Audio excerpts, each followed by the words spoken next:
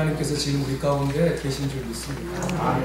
하나님을 만나는 시간이 되기를 축복합니다. 제가 오늘 우리가 읽은 본문 안에는 제가 목사로 사는 이유가 여기 안에 있습니다.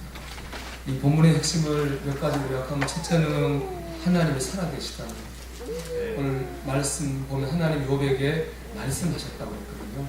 죽은 사람은 말할 수 없잖아요. 살은 사람만 말할 수 있잖아요. 하나님은 살아계시거든요. 근데 하나님 전능하신 분입니다. 우리 4절 말씀 보면, 내가 땅에 기초를 놓을 때 너 어디 있었느냐, 이렇게 하나님 말씀하십니다. 하나님이 세상을 만드셨다는 얘기거든요. 하나님 전능하시다는 얘기입니다. 하나님은 살아계시고 하나님은 전능하십니다. 셋째로, 하나님 만나면 그 삶이 풍성해집니다. 여기 37장까지 욥이 굉장히 힘들었거든요. 여기서 욥이 하나님을 만나고 그의 삶의 회복을 체험하고 풍성해지는 역사가 있습니다. 정리하면 하나님은 살아계시고 하나님은 전능하십니다. 그래서 하나님을 만나는 누구든지 그의 삶이 나아지고 풍성해집니다. 제가 목회하는 이유입니다. 사람들에게 하나님 만나게 하는 일 말입니다. 바라기는 오늘 이 시간에 여러분 전능하고 살아계신 하나님을 꼭 만나시기를 주의 이름으로 축원합니다. 제가 이런 신념을 가지게 된 것은 첫 목회 때였습니다. 첫 목회 때 저는 영적으로 큰 문제에 부딪혔습니다. 과연 하나님을 믿을 만한 분인가, 그런 생각을 하게 됐습니다. 왜냐하면 우리가 알기에 하나님은 선하시고 의롭다고 믿고 있습니다. 하나님은 선하고 의로우시고 나를 사랑하신다. 그렇기 때문에 우리가 하나님 의지하고 사는 거 아니겠습니까? 그런데 이 믿음이 흔들린 일이 있었습니다. 제가 같이 목회하던 장애를 듣고 태어난 사람들에 대해서 깊이 생각하게 되면서부터입니다. 많은 사람들은 건강하게 태어납니다. 하지만 또 적지 않은 사람들은 장애를 가지고 태어납니다.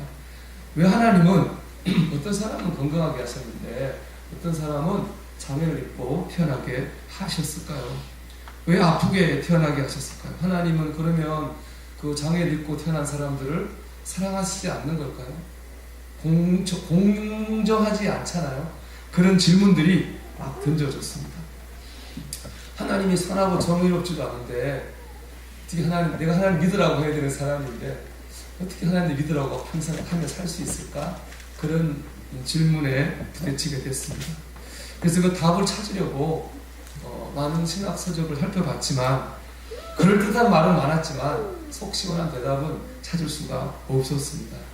그러다가 제가 답을 얻은 것은 책이 아니라 하나님을 만난 사람들의 삶을 통해 그 답을 얻었습니다. 제가 목회하는 교회에 나온 분들이 하나님을 믿고 그 삶이 나아지는 것을 제가 분명히 보았습니다. 하나님은 그들의 삶을 통해서 제 질문에 답을 해 주셨습니다. 제가 늘 간증하는 분이 있습니다. 제가 그 개척에서 첫 교인, 첫 전도한 사람이 있거든요.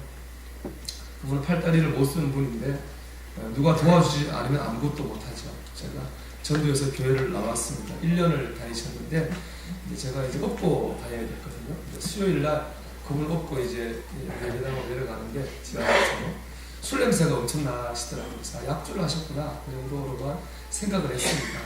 그런데 예배를 마치고 그분이 저한테, 제가 그 전도사였으니까 왜 술 드셨는지에 대한 이유를 설명해 주셨어요. 그 이유는 그것이었는데, 이분이 이제 3살 때 그 내성마비가 발병했다고 합니다. 그러니까는 부모 입장에서는 어떻게 얘가 살아갈 걸 얼마나 걱정이 됐겠습니까? 그래서 그분 앞으로 땅을 800평을 이렇게 해줬습니다. 이 땅에서 나오는 거 먹으면 굶어 죽진 않겠지. 부모 마음이었겠죠. 그런데 형이 있었는데요. 형이 아버지 부모님 돌아가시자마자 그 땅을 감췄습니다. 그리고 아픈 동생을 길거리로 내쫓고 말았습니다. 아무리 돈이 좋다고 해도 해서는 안 될 일을 했죠. 그때부터 이분은 이제 천덕꾸러기로 살았어요. 제가 그분을 만났을 때 재혼한 누나네 집이라고 할 것도 없는데 어쨌든 그 마루에 살고 있었거든요. 얼마나 힘들게 살았겠어요. 그러니 그 형을 어떻게 미워하지 않을 수가 있겠어요. 수십 년 동안 미워하고 왕래하지 않았는데, 이번 말씀이 그래요. 교회를 1년쯤 다닐 때였는데 1년쯤 교회를 다니고 보니까 자꾸 이런 마음이 들더라는 거예요. 내가 교회를 다니는데 형을 이렇게 미워해도 되겠나? 그런 마음이 자꾸 들더랍니다. 그날 소주 한 상자 사서 택시 불러서 형 집에 간 거예요. 뭐 하나님 뜻이 있었는지 형은 또 아들 조카가 사업을 잘못해서 완전히 망했어요. 어려웠을 때였는데 이분이 가서 술 먹으면서 형 용서하고 위로하고 수십 년 동안 해왔던 그 정오와 미움을 틀어내고 온 것이었습니다. 그날 그분이 제게 한 말 잊을 수가 없습니다. 전도사님, 나 예수 믿고 사람 됐습니다. 그 말을 하는데 참 그때의 그 충격과 감동을 잊을 수가 없습니다. 여러분, 누가 건강한 사람입니까? 누가 정상입니까? 형의 재산, 아픈 동생의 재산을 가로챈 형입니까? 아니면 그런 형을 용서한 동생입니까? 겉으로 보기에는 제 등에 엎여있던 그 성도님이 장애인이고 아픈 사람입니다. 하지만 진실은 무엇입니까? 그 동생이야말로 정말 훌륭한 사람이고 정말 건강한 사람이고 그분 말대로 진짜 사람입니다. 어떻게 그런 일이 이루어졌습니까? 그분의 고백 그대로. 전도사님, 나 예수 믿고 사람 됐습니다. 예수님을 만났기 때문입니다. 이런 일들이 여러 일어났습니다. 몸도 제대로 가누지 못한 채 교회 왔던 분이 건강을 회복해서 오토바이를 타고 자기 일을 할 정도로 건강을 회복한 일도 있었습니다. 또 돌아다녔던 사람이 예수님 만나서 정착하고 안정적인 삶을 사는 것도 제가 보았습니다. 하나님을 만난 그들의 삶이 나아졌습니다. 솔직히 저는 지금도 알지 못합니다. 어떤 사람은 아픈 채로 태어났는지, 어떤 사람은 가난한 집에 자녀로 태어났는지 저는 아직도 알지 못합니다. 그런데 확실히 아는 것이 있습니다. 어떤 상황에 있든지 어떤 처지에 있든지 간에 그가 거기서 하나님을 진실하게 만나면 그의 삶이 나아진다는 것입니다. 사람이 나아지든 환경이 나아지든 풍성해진다는 것. 왜냐하면 하나님은 살아계시고 하나님은 전능하신 분이기 때문입니다. 여러분에게도 분명 문제가 있을 겁니다. 세상에 문제 없는 사람이 어디 있습니까? 문제가 있겠죠. 여러분이 어떤 문제를 갖고 있는지가 잘 알지 못합니다. 그 문제가 무엇 때문인지도 저는 잘 알지 못합니다. 그러나 이건 확실히 합니다. 여러분이 그 문제 안에서 하나님을 진실하게 만난다면 여러분의 삶이 나아질 겁니다. 여러분의 삶이 분명히 풍성해지게 될 것입니다. 왜냐하면 하나님은 살아계시고 하나님은 전능하신 분이기 때문입니다. 여러분, 오늘 이 시간 하나님을 만나시길 축복합니다. 욥기, 우리가 읽은 욥기 내용을 요약하면 이렇습니다. 동방 땅에 욥이라는 사람이 살았습니다. 믿음이 굉장히 좋았고 믿음만 좋았을 뿐 아니라 살아가는 모습이 모범적이에 모든 사람의 존경을 받았습니다. 재산도 많았고요. 10남매를 두었는데 다 잘 됐어요. 모든 사람이 부러워하고 존경하는 만한 삶을 살았거든요. 근데 하늘에서 하나님하고 마귀가 대화를 하죠. 하나님이 마귀에게 얘기해요. 야, 너 욥을 봤느냐? 정말로 잘 믿지 않느냐? 정말 훌륭하지 않냐? 그렇게 얘기하거든요. 마귀가 하나님 말씀에 딴지를 봅니다. 하나님, 그거 있죠? 하나님이 욥에게 축복을 많이 줘서 그래요. 욥이 받은 게 많아. 그렇죠? 하나님 그 욥에게 뺏어가 보세요. 욥 하나님 저주할 겁니다. 라고 얘기해요. 하나님께서 그래? 그럼 네 마음대로 한번 해봐라. 하고 욥을 향한 보호막을 걷으셔요. 그때부터 욥의 삶에 고난이 시작됩니다. 재산이 다 없어집니다. 양가 소가 다 죽고 또 자녀가 다 죽습니다. 그래도 욥은 하나님을 저저 원망하지 않았어요. 마지막으로 한 것은 육체 질병을 주는데 머리끝부터 발끝까지 악성 종양이 생겨요.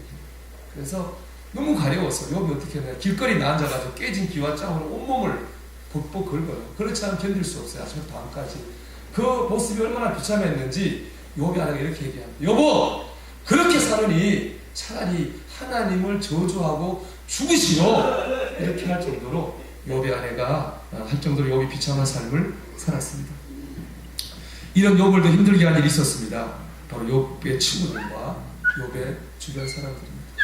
처음에 욥을 동정한다고 왔는데요. 이런저런 해결책을 제시하는데 표현만 달랐지 주제는 하나입니다. 뭐냐? 뿌린 대로 거두는 거예요. 이게 욥의 친구들이 한 말입니다. 뿌린 대로 거두는데 네가 뭔가 잘못한 게 있으니까 그런 벌도 받는 거야. 욥아, 너가 회개하면 하나님 거듭하실 거야.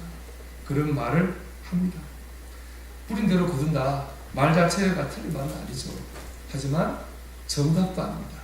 왜냐, 그것은 하나님의 뜻이 아니었기 때문입니다.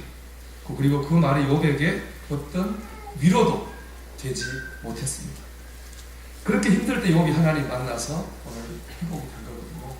이 욥기가 주는 교훈이 두 개 있다고 생각합니다. 첫째는 뭐냐? 우리가 모릅니다. 겸손해야 됩니다. 이게 첫 번째 교훈입니다. 우리가 몰라요. 하나님 앞에 겸손해야 됩니다. 고난 앞에서 욥의 친구들과 욥의 생각이 달랐습니다. 욥의 친구들의 생각은 지금 말씀드린 것처럼 뿌린 대로 거두는 것. 우리가 이렇게 얘기하죠. 인과 응보입니다. 욥이 잘못했으니 고난을 받는다 하는 게 친구들 얘기, 생각이었고요. 반면에 욥의 생각과 믿음은 좀 달랐습니다. 23장 1절 욥기 보면 이렇게 되어 있는 거예요. 같이 읽어봅시다. 나의 가는 길을 오직 그가 하시니 그가 나를 단련하신 데는 내가 저물같이 나오리라. 아멘. 내가 이렇게 고난받는 걸 누가 알아요? 하나님만 알아요. 누가, 남이 몰라요. 나도 이해가 안 돼요. 근데 오직 하나님만 알아요. 나는 이해 못하겠어. 그렇지만 하나님 이런 과정을 통해서 나를 점검처럼 단련하신 거예요. 그거를 욥이 믿었습니다. 내가 이렇게 왜 되는지 알지 못합니다. 설명도 안 되고 이해도 안 되지만 이 모든 과정을 통해서 하나님을 나를 잘되게 하실 거예요. 뜻이 있을 거예요. 이게 바로 욥의 믿음이었어요. 누구 믿음이, 누구 생각이 옳을까? 뿌린 대로 거둔다. 욥의 친구들일까요? 아니면 하나님의 뜻이 있어? 알지 못하지만 하나님의 뜻이 있어. 욥의 믿음과 생각이 옳을까요? 답하기 어려운 문제. 왜냐? 둘 다 맞는 얘기잖아요. 뿌린 대로 거둔다? 이거 맞는 거예요. 세상의 법칙이고 하나님 나라의 법칙입니다. 우리가 하나님 앞에 좋은 걸 뿌리면 좋은 걸 거두고 나쁜 거 뿌리면 나쁜 거 거두는 거 틀린 말이 아니거든요. 뭐가 옳으냐 그러냐 질문하면 안 될 것 같아요. 무엇이 더 철은 높은 깊은 믿음일까요? 뿌린 대로 거둔 걸까요? 아니면 어떤 상황 가운데서도 하나님을 믿는 것이겠습니까? 저는 욥의 믿음이 더 높은 차원의 믿음이라고 생각합니다.